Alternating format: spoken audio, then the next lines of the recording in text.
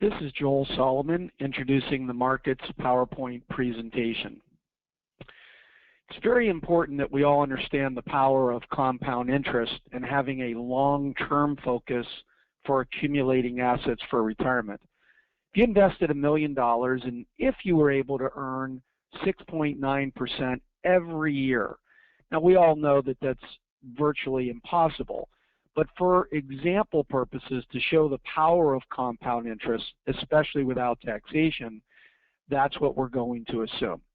So with a 6.9% rate of interest on $1 million in year one, we would earn $69,000. If the IRS said no tax, we'd have $1,069,000 going into year two. Same 6.9% interest. Now our interest credit has gone up to $74,000. 6.9% every year for the next 9 years. So in year 10, we're still going to get 6.9, but it's being paid on $1.8 million. So our interest credit has gone from $69,000 in year one to almost $126,000 in year two.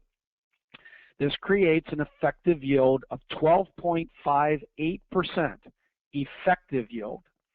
It's a fraction where the numerator is the amount of interest earned during the year divided by the original invested capital.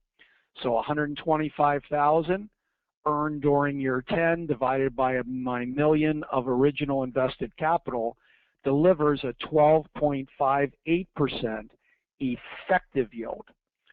So my nominal rate of interest was 6.9, what I actually earned during the year, but effectively I earned 12.58.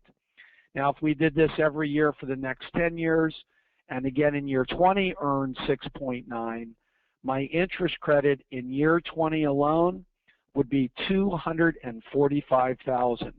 Creating an effective yield of 24.51%.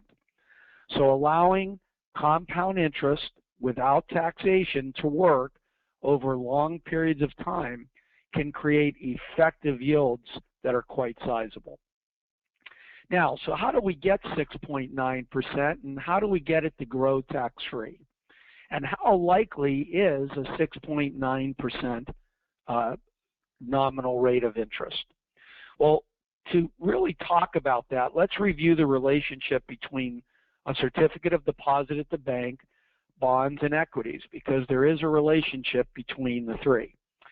So if you were to tell me that you think a one-year CD will pay 1% next year, investment-grade bonds should yield about 2 to 3% more, because if they didn't, why would anybody take their money out of the bank and buy a bond? So, and the other side of that is you will get back your original invested capital in a bond, assuming that the issuing company of the bond does not default. So the relationship in yield between investment-grade bonds and CDs is typically an investment-grade bond yielding 2 to 3% more.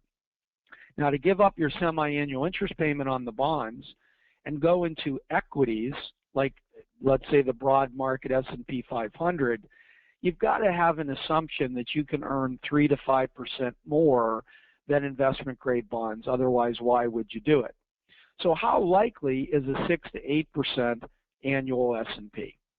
Now in 2014, the S&P without dividends grew by 11.39% and with dividends 13.69. Let's take a look at which direction these markets are really heading. Will it be a bull? Will it be a bear market? Or are these markets just going to go sideways? Now, if we look at the S&P over the last 30 years, my question would be, how many down years has the S&P with dividends had? First of all, looking at the last 10 years from 2005 to 2014, what would you say to that? How about the previous 10-year period from 95 to 2004? And last, the 10-year period prior, 1985 to 1994. Now, this is going to surprise you. In the last 10 years, only one. The previous 10-year period, 3. And between 85 and 94, again, only one down year. tremendous volatility every week, day, hour. But when you look at the calendar years, the number of down years that the S&P with dividends has had are very few. Complete disconnect between emotionally what everyone believes and the truth of the matter. So let's take a look at this chart. Again, in 2014, the S&P went up 13.69% with dividends. So if we look at this 10-year period, what we find is only one down year, 2008, the Great Recession, where the market dropped 37%. This means 90% of those years, the markets were up. Previous 10-year period, we had 3 down years. The dot-com bubble bursting in 2000, followed by the tragic event of 9/11 in 2001, and the aftermath. This is the only 3-year consecutive period since the Great Depression that the market went down in 3 consecutive years, as I said. This downdraft was almost 40%. So the frequency of this event, this 3-year event, which happens very rarely, created about as much damage as this 1-year catastrophic event in 2008. So looking at this 10-year period, the market was up 70% of the time. How about the 10-year period, 85 through 94? Only 1 down year when Saddam invades Kuwait. And although it was true that the Dow dropped 18% in the summer of 90, the S&P with dividends finished down only 3% on the year. 90% of that 10-year period, the market was up. So let's look at the average annual rate of return of the S&P with dividends over the last 10, 20, and 30-year period. What do we see? 9.48 over the last 10, 11.74 for the 20-year period, ending December 31 of 14, and 12.84 going back 30 years. Now, of course, past performance is no guarantee of what the future holds, but it's important to keep this information in mind. Now, what would be interesting is, let's suppose we were able to invest in the S&P, and one way we were able to invest, let's just suppose, was the S&P couldn't go down in value when the market did. So, for example, let's just suppose that we were able to invest in something that guaranteed that when the market went down, you had a floor of 0%. So when the market dropped 37% in 08, you would actually lose nothing. But in exchange, when the market would go up, let's say in 09, like it did 26.46%, let's suppose you were capped at 12. So a growth floor of 0% and a growth ceiling of 12%. If that were true, if we looked at the last 10, 20, and 30-year period of time, you're going to see average annual rates of return between 7.75 and almost 8%. But no sleepless nights like we had here in this 3-year period or in 2008. A smoothing out of average annual rates of return. Last, what if we invested in the S&P where we took the growth of the S&P, multiplied it by 150% with a ceiling of 10. So if the S&P went up 5, you'd get 7.5. If the S&P went up 4, you'd get 6. But a ceiling of 10 and again a floor of 0. And what you see is the average 10, 20, and 30-year period hovers right around 7%. Now, how often, going all the way back to the 1930s, did the S&P increase in value? 40% during the Great Depression decade. World War II, the market couldn't possibly go up during that decade. The 50s, 80% of the time. The 60s, the 70s, the 80s, the 90s, 90% of the time.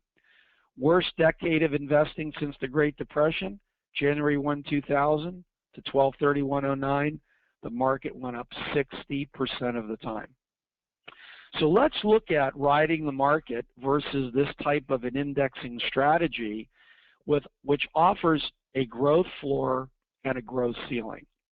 So if we look at the lost decade, January 1, 2000 through 12/31/09, and if we actually started with $1 million and rode the market, its downs, its ups, we would have finished the decade on 12/31/09 with your million only being worth $908. Whereas if we adopted an indexing strategy to the market with a growth floor of 0 and a ceiling of 12, that million would have actually grown to $1.6 million, creating over a $724,000 difference in value. No sleepless nights of these down markets, but when the markets really roar, you get 12%. Look at this difference, though, very significant. We also tested this during the Great Depression decade of 1930 to 39, and again, starting with $1 million, looking at that first 3-year period from 1930 to 1932, our million would only be worth $390.